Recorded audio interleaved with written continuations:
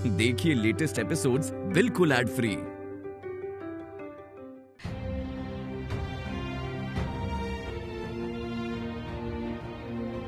एजे, हमनी के और शर्मिंदा मत करी। एको बहुत बड़ा गलती हो गई बा हमनी से। अब आप जाके बैठी, हमनी कर ले।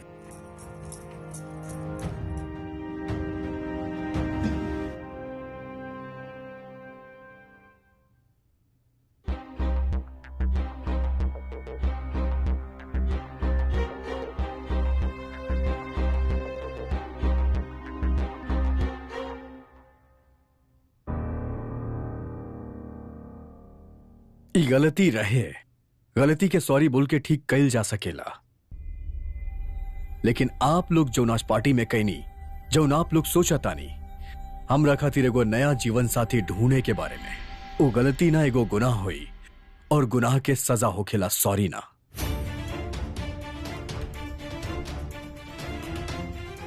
अंतरा सिर्फ हमार दुनिया से गइल बारी, हमरा दिल से ना। अगर आप तीनों के हमार खुशी के इतने ख्याल बा तो आप हमारा अंतरा के ख्याल रखिए।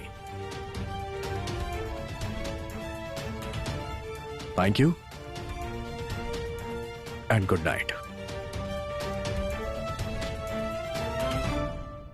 हाथ धोखेला जो सारा वक्त एजे एजे करके इनके आगे पीछे घूमत रहे नीचा, और ये अपन प्यार दिखावे के बजाय अखर दिखा के चल गई ना।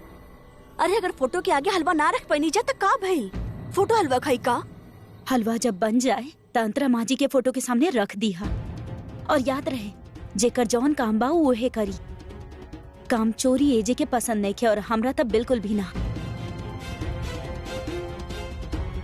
अरे अरे अरे, ई कहाँ चल गई? दीदी आप काहे डांटे नहीं एकरा के? हम देख क्या बतानी। सरू सरू, ए ले चिपकावे के दीवार पर चिपकाओ।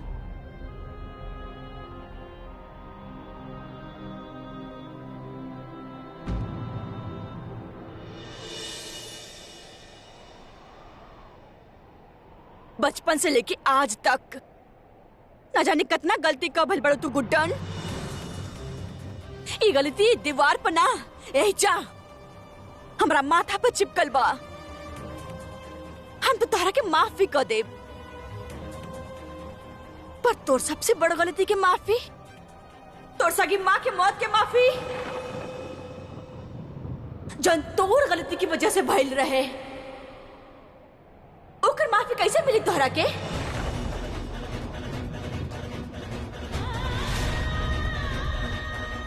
अगर तू चाहतू तो अपने माँ के बचा सकत रहलू, लेकिन ना, तोरा से तो वो ना भइल। सही कहे ना लोग, गुड्डन तोहरा से ना हो पाई।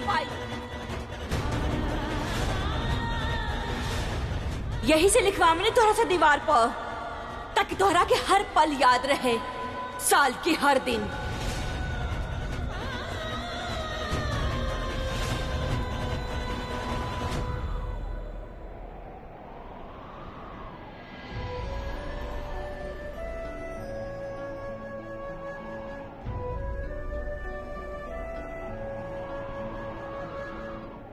सही कहे ना लोग, सही कहे ना लोग, गुड्डन से ना हो पाई, तोहरा से ना हो पाई।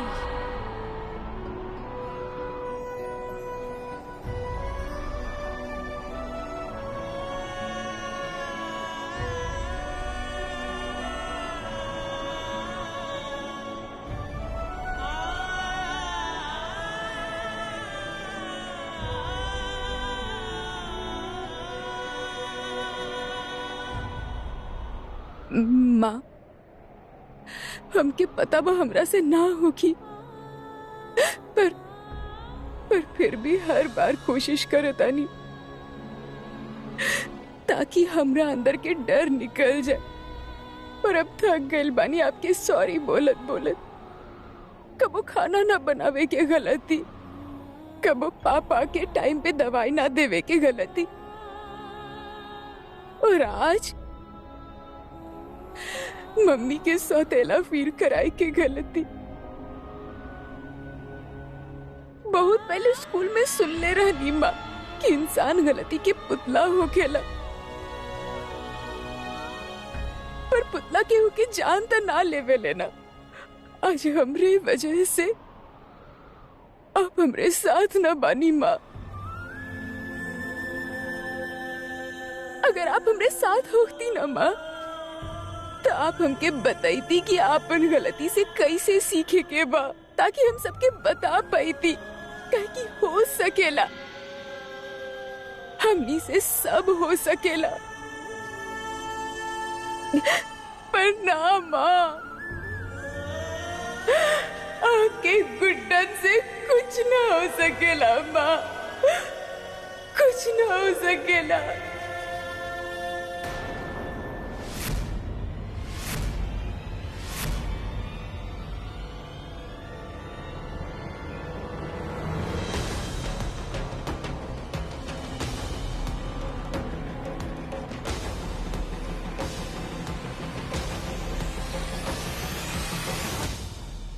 काबिल छुटकी,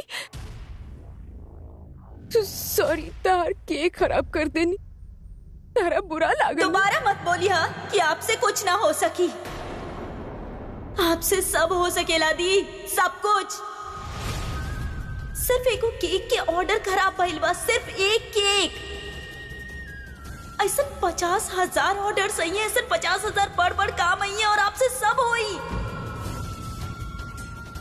हाँ, आपसे गलती हो खेला और फिर से एगो गलती करतानी ये बोल के कि आपसे कुछ ना हो सकी।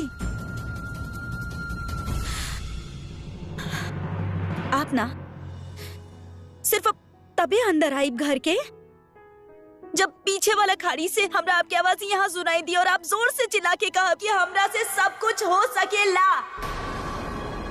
That's it.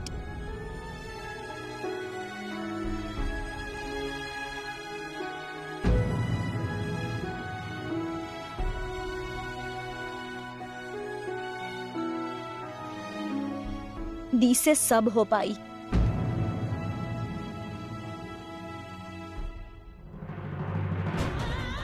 आप ना सिर्फ अंदर आए घर के जब पीछे वाला खाड़ी से आपकी आवाज यहाँ तक सुनाई दी और आप चिल्ला के जोर से हमरा से सब कुछ हो सकेला।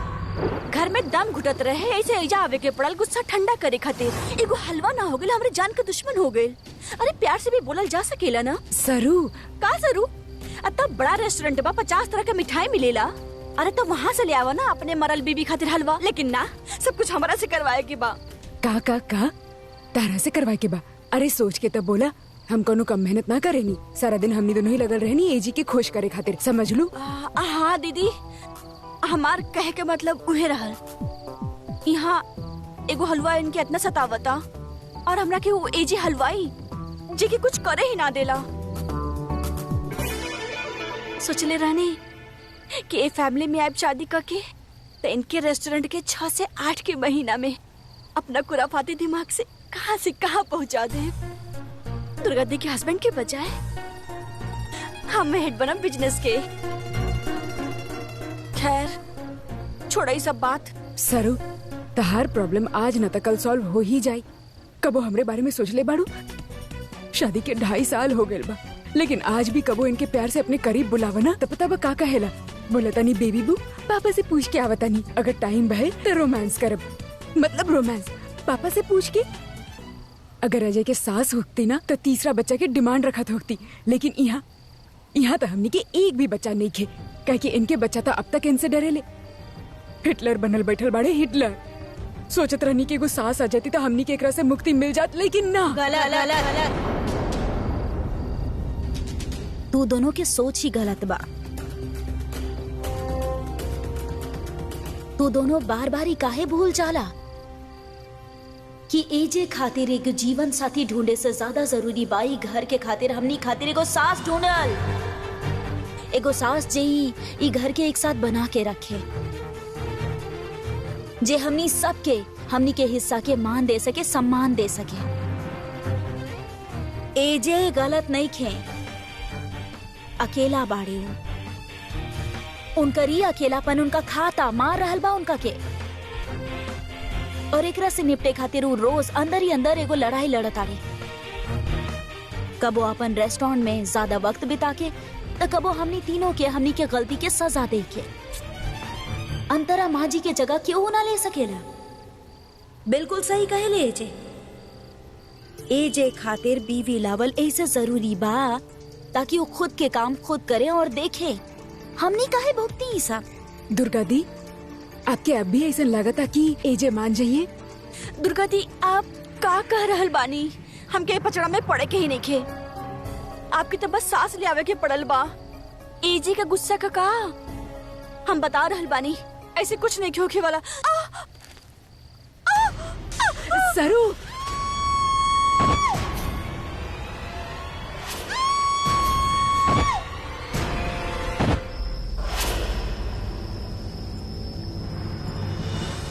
बचाओ!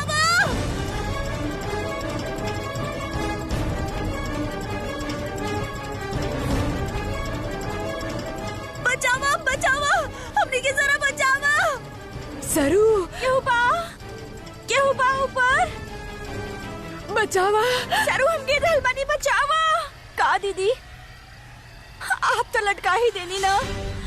अब तो सांस भी गई और सांस भी। अरे पहले तू गिर लो कि हम। अरे आप लोग चुप करी। और सरू सुना, अपन MBA दिमाग लगावा और बचा हमनी के। हाँ। अरे तू दोनों घबरावा मत। भगवान केहू ना केहू की तो भेजिए दी है। हाथ दी अपन।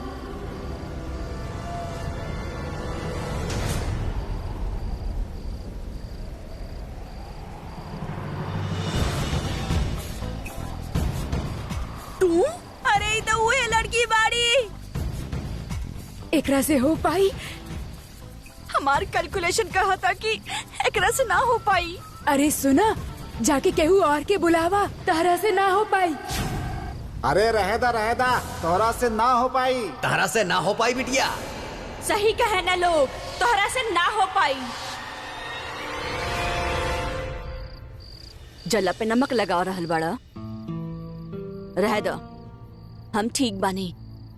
वैसे भी पार्टी में काफी तमाशा का भइल बड़ा तू। आपके तीनों के रोके के चाहत रहे, बल्कि आप खुद ही तीनों के साथे मिलके हमरा पीछे पड़ गई नी। कैसन बचका नहीं सोच पाई। तुहार सोच तो बहुत बढ़िया बा। उ तीनों पर तू गुस्सा निकालेला और उ तीनों अपन पति पर गुस्सा निकालेली। बस ये होत रही है घर में। गेलिया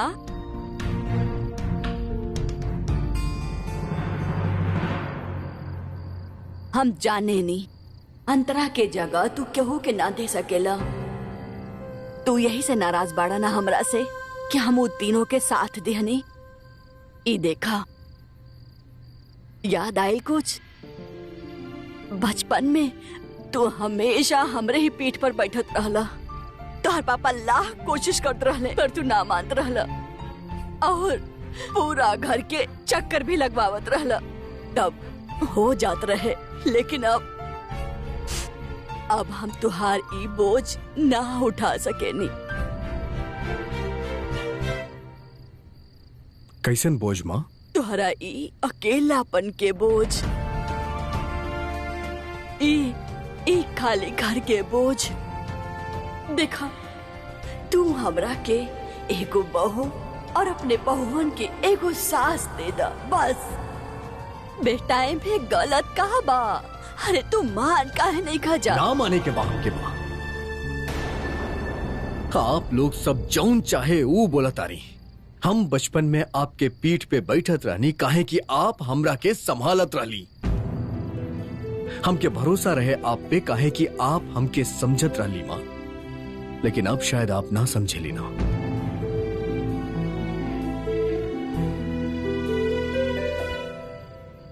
हम तोहरा के आज भी अच्छे से समझे नहीं बेटा। ऐसे कहनी कि शादी कहले में कुछ गलत नहीं खे। ई जो तोहर बहु लोग बाड़ी ना, अगर तोहरा खातिर इतना परेशान हो खेली तो इनके सोच के इज्जत करो बेटा। पर तू बड़ा जब देखो मुंह उठा के उनका पे फटकार लगा देला, गलत भाई। आपकी अकेलापन दूर करे खातिर हमनी के अच्छी सी सांस दे दो प्लीज।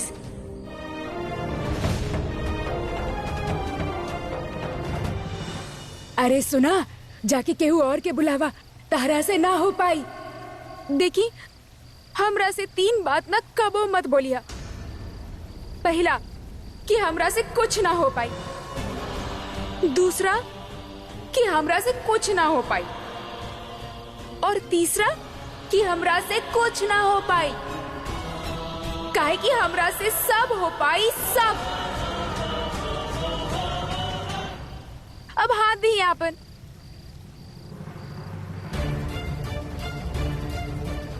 दी अपन हाथ। बचावा।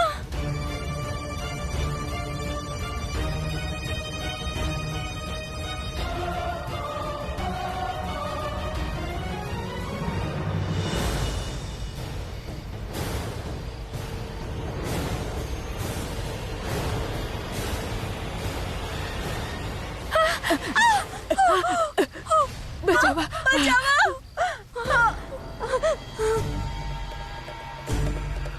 हम निकाले रहनी ना, तारा से ना हो पाई। जा, तारा से ना हो पाई, केहू और के बुलावा। देखी, हम जब तक केहू और के बुलाई आपके काम हो जाई। हम कह रहल बानी ना आपसे, ई बार हो सकी। अब आप हाथ दी यहाँ पर। दी सरू, बात तो सही कह रहल बिया। मरे के तबाह कहना एक हाथ दे के ही मर जाता नहीं। पकड़ला पकड़ला दी।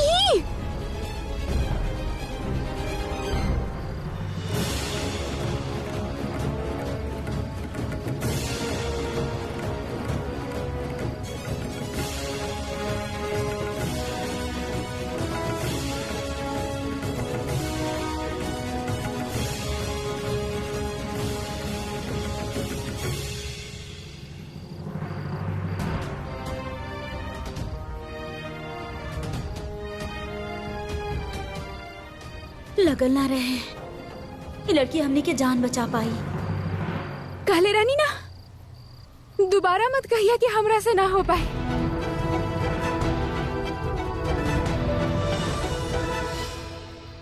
ना होई, ही कबो ना होई अंतरा। जो नी लोग चाहता रहे वो कबो।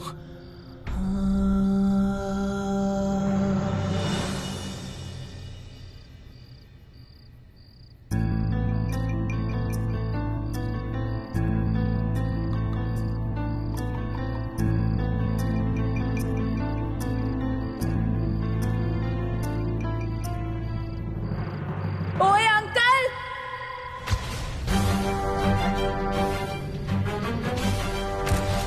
लड़की, I just hate her. Party में जो तू कलेश कैले रहलू और जे एजे के साथ कैलू, ओकरा बाद हमनी के लागल ना रहे कि हमनी कबो तरह धन्यवाद कहब। बाकी जौन बहादुरी के साथ आज तू हमनी के जान बचेले बाड़ू, ओकरा खातिर बहुत दुर्गा दी, बहुत- ई देखी केला के छिलका हमनी एकरा पे फिसल ले रही। कितना गवार लोग हो खेले ना। केहू यहाँ फेंकेले खा के का, इनके माँ बाप कुछ सिखाइले होगी ता ना। हमार माँ बाप पे मत जाए। माँ बाप हमके बहुत मैनर सिखाइले बानी। हम केला खैले रहनी, उस समय हमार मूड ऑफ रहे। मूड ऑफ की वजह से हम छिलका यहाँ फेंक देले होगा, वरना सफाई के बहुत ध्यान रखतानी हम। मतलब ये केला का छिलका तू फेंक लू? हाँ, बताई नहीं ना सच सच। अब असल में ना हमारी ही गलती बा, काहे कि हमसे झूठ बोलल ही ना जाला। हमार मम्मी भी ना हमके राजा हरिश्चंद्र के फीमेल वर्जन कहतानी। गुड्डन तरह से ना हो पाई के बाद। बिल्कुल सही कहेली तो हर माँ। तरह से पहला बार मिलके ही पता चल गए रहे कि कैसन लापरवाह किस्म के लड़की बाड़ू तू।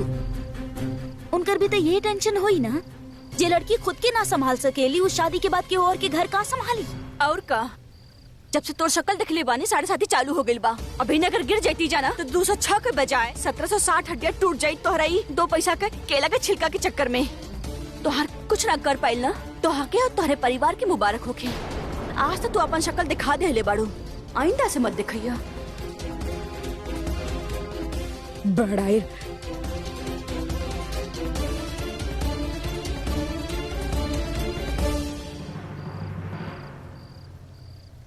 अमीर लोग भी ना बड़ा बदतमीज हो खेले। एक तो इनकर जान बचनी और ऊपर से अरे गुड्डन हमके सुना के चल गई नहीं। हमके भी कोनो शौक नहीं के तो के अपन चेहरा दिखाए के। एक तो ये तीनों ऊपर से इनके घर के वो खड़ूस अंकल सब एक जैसन बड़ा तू लोग।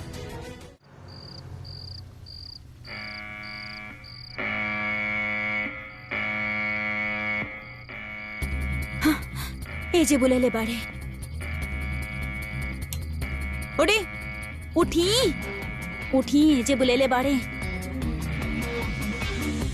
एजे का बे आ रहल बानी।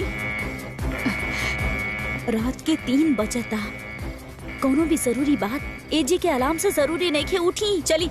टेलीफोन के घंटी नहीं खे। एजे के अलार्म बा। उठी चली। इली चप्पल पहली चली। उठी। क्या बकवास भाई, पार्टी के वक्त रेस्टोरेंट और सोते के वक्त ही नया तमाशा।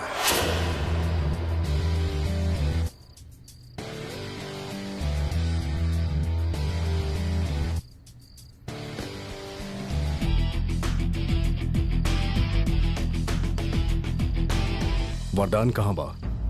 एजे वो तो हमारे दिल में हमार मतलब। हाँ एनी पापा, एनी एनी एनी एनी। अरे तुमरा के उठेलू काहे ना? एजे आप सुतनी ना अभी तक? तबीयत तो ठीक बना आपके? घर के घंटी बंद बा जी। तो 3 दिन से बंद बा। आप में से केहू के पास 20 मिनट नहीं की घंटी ठीक करवावे खातिर? हम कल सुबह उठा थी, ठीक करवा दे। और कल सवेरे से पहले केहू भी अगर आए तई सोच के वापस लौट जाए कि हम ओकरा खातिर दरवाजा खोलनी ही ना। बड़ बड़ महफिल आप तीनों कैल सीख गइल बानी। घर के छोट मोट पर जरूरी काम कैल भी सीख ली। बाकी पापा इतना रात के क्या आई?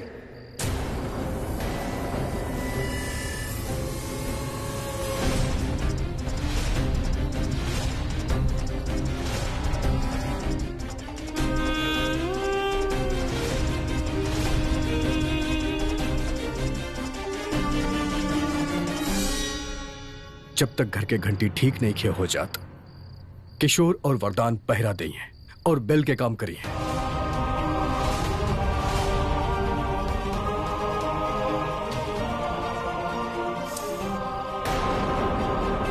हाय हाय कैसन बानी। पहले तो इतना काम करावेले कि पति टाइम पे घर पे ना पावे और जब आवेले तो टाइम से सो भी ना सके। अब बेबी बू हम तारे खातिर काला कॉफी बना के लावतानी, ओकरा से ना तारा की नींद ना आए। अरे बस रहदा यार, तू आदत पड़ चुकल बे चीज के। अरे गलती तू लोग करेलू, भुगते के हमनी के पड़ेला। सॉरी वरदान। अरे छोड़ा भाभी, कोनो बात नहीं के। आप जाके आराम करें, हम देख ले। कहा दीदी एजे के कबो चैन काहे न मिलेला? गलती हमनी के बा सरू। आज एजे के बर्थडे बा, एकर मतलब कल के सुबह उनका खातिर अपने आप खास हो गई। यही दिन के तो इंतजार करे ले। वो चाहे ले कि वो दरवाजा से वापस लौट ना जाए। अच्छा अच्छा अच्छा अच्छा, अब समझ में आए। कल तो एजे की सांस आवे वाला बिया ना, वो का कहेले ऑक्सीजन। हाँ, कल के दिन तो बहुत खास बा एजे खातिर। एगो अलग इतिहास रचे वाला बा कल के दिन, और ई बात तो तय बा।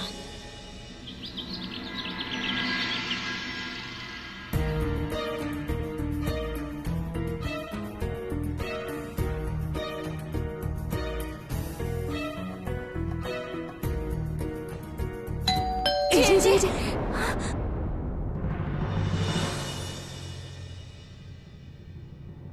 दरवाजा के घंटी ठीक हो गई बा एजे। दुर्गा बहू अगर हमरा खातिर कुछो भी आई तो हमके इन्फॉर्म कर दिया। जी हम आपके खबर कर दे। एजे भगवान करे आज आपके दिन बहुत ही शुभ होखे। हमार मन कहा था आज जरूर कुछ शुभ होखे वाला बा।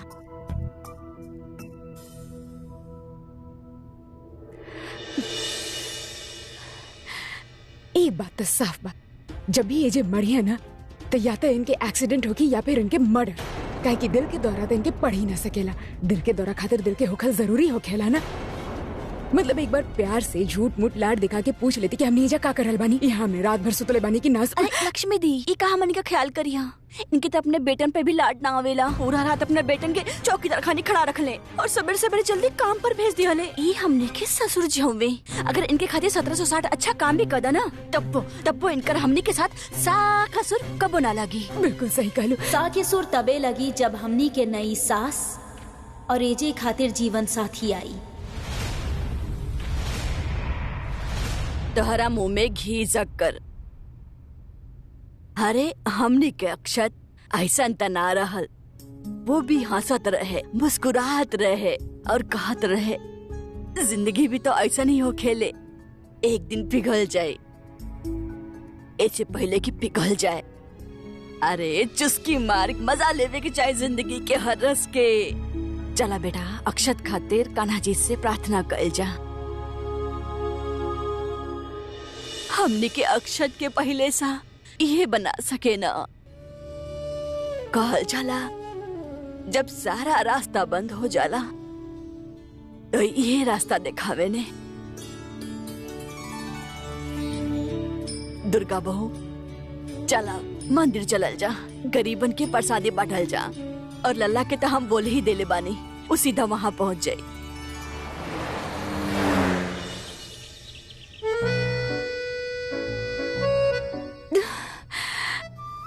दी का कारनामा करके आवता नहीं सुबह सुबह।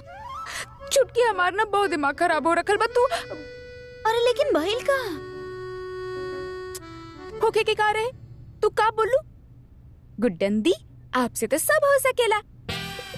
हम सोचनी आज अच्छा दिन बा, जन्माष्टमी के दिन बा, मंदिर जाता नहीं और कान्हा जी के वहाँ कंचा खा क्या पता नहीं।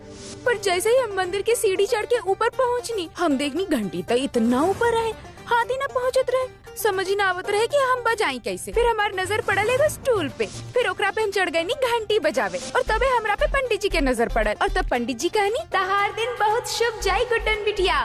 फिर पंडित जी के आशीर्वाद मिलल और हम जोर से जाके घंटी बजाईनी। घंटी बजल ही रहे कि स्टूल के टांग टूट गए, हमार बैलेंस बिगड़ल और हम जोर से चिल्लाई। और हमार चिल्लाई से पता बा केकर पूजा खराब हो गई। वो अंकल के वहाँ पे तीनों बहुन के साथ आयल रहे। फिर का हमके ज्ञान देवे लगा, दिखाई ना देवेला का मंदिर बा कोनो डिस्को ना, ऐसे केहू चिल्लावेला का यहाँ। हम कहनी सॉरी अंकल, गलती हो गई, आपके पूजा में विघ्न पड़ गए ना। तो कहला गलती और गलती करे वाला से हमके नफरत बा। और तबे वो करे को बहु बोली ली तारा तो 108 बार गायत्री मंत्र के जाप करे के चाहिए, सद्बुद्धि मिली। फिर ओकर दूसरा बहु बोले ली और अपन घर से बाहर निकले के भी ना चाहिए, जहाँ जावेलू गड़बड़ करके आवेलू। बेवकूफ कहीं। हमारा दिमाग बहुत गर्म हो गई छुटकी। और फिर हम तमतमात हुए मंदिर की सीढ़ी उतरती रहनी कि सामने से पता ना कहाँ से एगो बकरी, और ओकरा देख के हमार बैलेंस बिगड़ल, और फिर जे रोड पे कीचड़ रहे ना ओकरा में धम।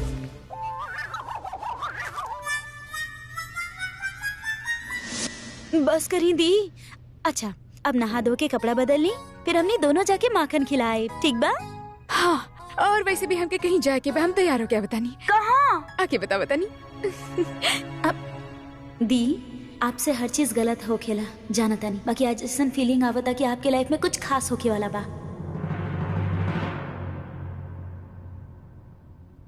ए में तनी काला नमक ऐड करा, फ्लेवर्स तनी और अच्छा से बाहर निकल के आई। जी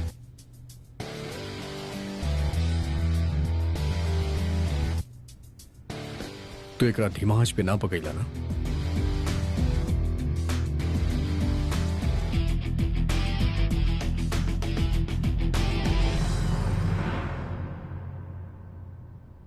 मीठा आज अच्छा बनल बा। शुक्रिया।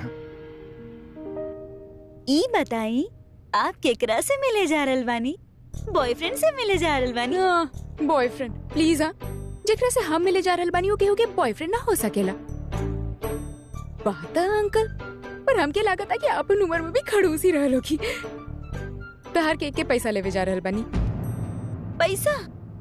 हाँ पैसा। दी सुनी ना, छोड़ी ना, का करे के बा वहाँ जाके। माँ बतैली कैसे लोग बाड़ी वहाँ पे, और आप जाए फिर कोनो न कोनो पंगा हो जाई। ई देखा, कल रात तहार बहन एगो नया शुरुआत कैले बिया। ई कैसे भइल? कल रात खाड़ी पे गई रहनी ना, वहाँ 3 लोगन की जान बचाईनी। थोड़ा देर खातिर हमके लागल कि हमसे ना हो पाई, हमके केहू के मदद लेवे के चाहिए, पर फिर हमके तहार बात याद आ गई।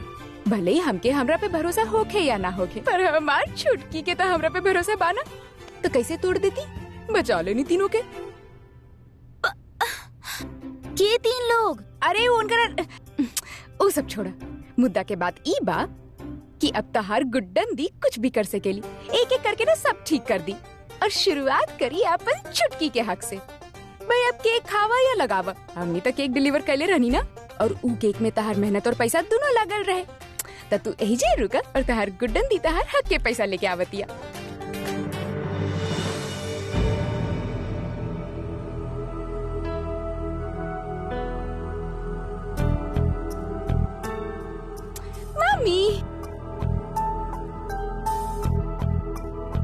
मम्मी अब आप गुस्सा छोड़ दी।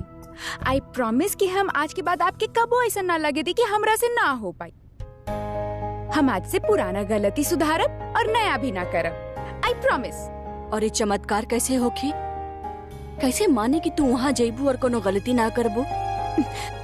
मम्मी बस आप यूँ सोच ली कि हमारे को बॉयफ्रेंड रहे जेकर नाम रहे गलती, ओकरा से कल रात हमार ब्रेकअप हो गए, तब हम वही जाए छुटकी के हक के पैसा ले और वापस आ जाए।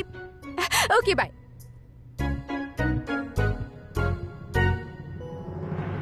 जौने दिन तू कुछ गड़बड़ ना करे के दावा करेलू ना, वही दिन तो तू कोनो गड़बड़ जरूर करेलू। ना जाने केकर शामत आइल बा आज। कितना इंतजार करेबू अंतरा? तोरा पता बना कि हमार हर सुबह आज के दिन के खातिर होखेला। साल में 364 दिन हम सिर्फ आज के दिन के इंतजार करेली।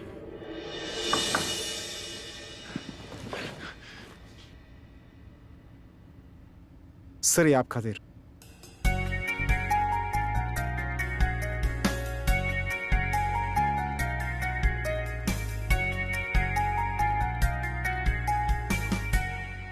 Respected sir, we delivered the cake on the right time and at the right place.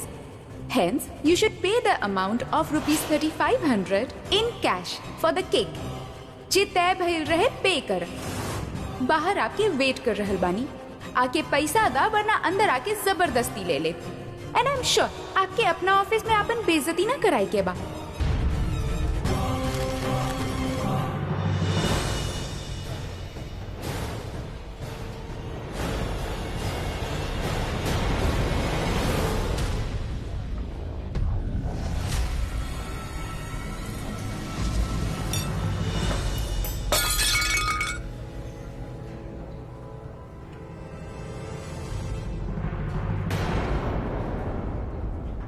ऐसे केहू पकड़ेला का अंकल?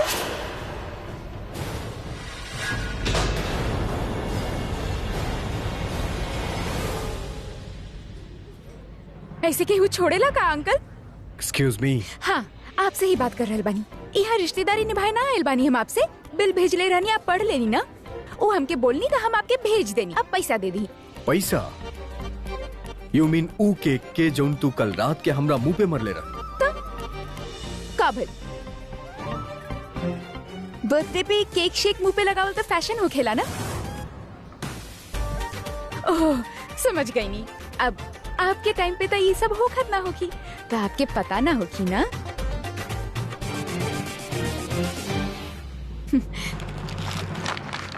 ई रखा अपन letter and get the hell out of हियर। इतना घटिया केक हम अपन पूरा जिंदगी में ना चखले बानी। पूरा 100 ग्राम चीनी ज्यादा रहे में, और क्रीम एकदम घटिया क्वालिटी के। एंड आई डोंट नो तू चॉकलेट के नाम पे ओकरा का डल ले रही। इनफैक्ट हमके ना पता बा कि हमार बहु लोग तू लोग से केक मंगाईली का है। विजयनगर से लेके चौथराम तक जितना भी बड़ा बड़ा घर बा ना, वो हर घर में हमार बहन यानी छुटकी के बनावल केक जाला। बेस्ट केक बनावे लियो, तो फालतू में ना पैसा ना देवे के बहाना ना बनाई। देखिए अंकल, केक बनाने में ना बहुत मेहनत लागेला और बहुत सारा चीज लागेला, जैसे कि चीनी, आटा, बेसन और चेरीज। जी हम खुद जाके बाजार से लेके आयल रहनी।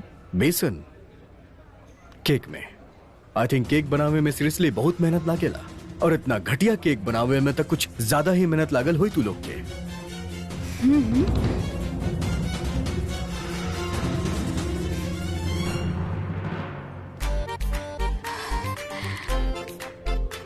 अच्छा ई का बा?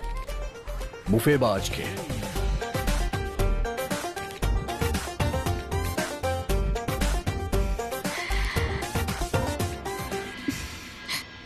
इतना मिर्ची।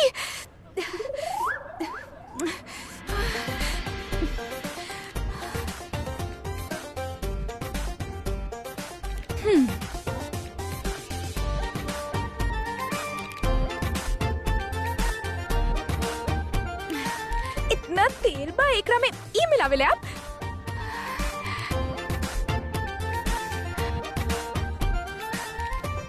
पोहा के देख के ऐसा लग रहा है जैसे कि ये हमार मेन्यू बा जेकरा हम टेस्ट एंड टेस्ट दोनों करेली एंड इट्स परफेक्ट। पूरा इंदौर में नाम चलेला हमने के यहाँ के खाना के। चलत होगी पर एकर बाना केहू आपके पैसा ना देखी काहे हमके तो बिल्कुल पसंद आयल। अब जैसे कि आपके हमार केक पसंद आयल तो आप हमार पैसा ना दे रहल बानी। कब 56 जाके खाइया आप पोहा था 2 महीना पहले खायल रहनी हम। का टेस्ट रहे पोहा के। का बाना कबीर के दोहा और 56 के पोहा ना बचपन से ही जुबान पे राज करके रख ले बा। ई बाना ओकरे सामने कुछ भी नहीं खे।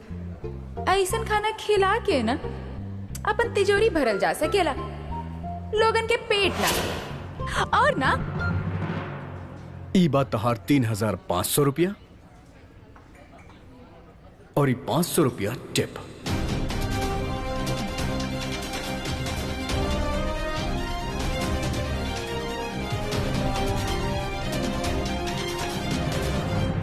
उठावा और निकला यहां से। फेकल हुआ पैसा हमनी आज भी ना उठावता नहीं। ये बात तू बोले ले जे इनके पैसा के कदर ना हो खेला। हमार तो बहन के मेहनत के कमाई बा।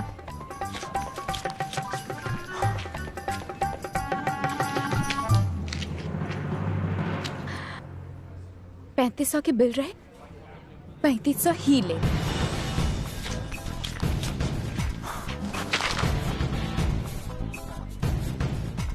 धन्यवाद।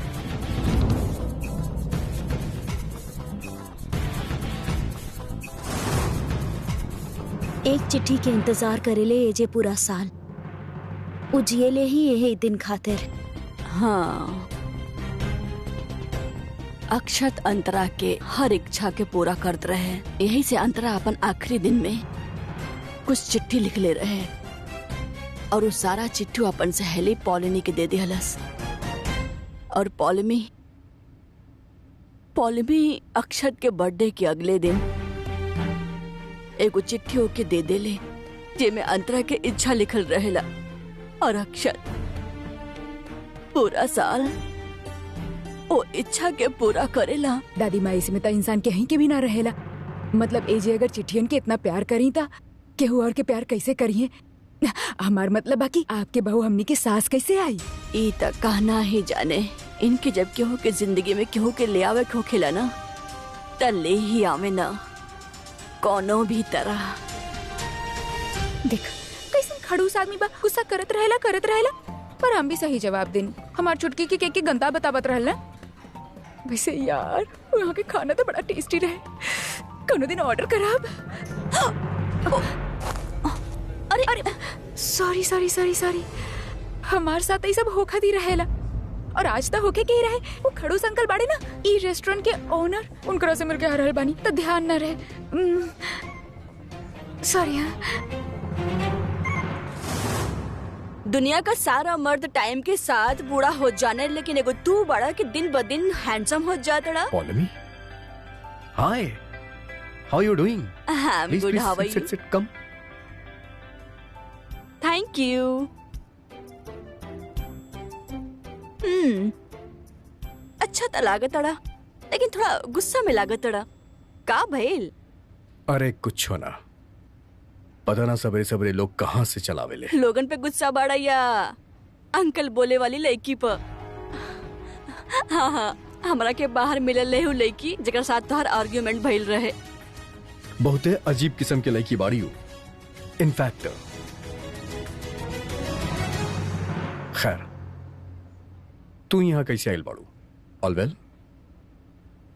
अक्षत, हम तो हर साल ए दिन एजा आवे नहीं, बस तोहरा के ही पता ना रहे।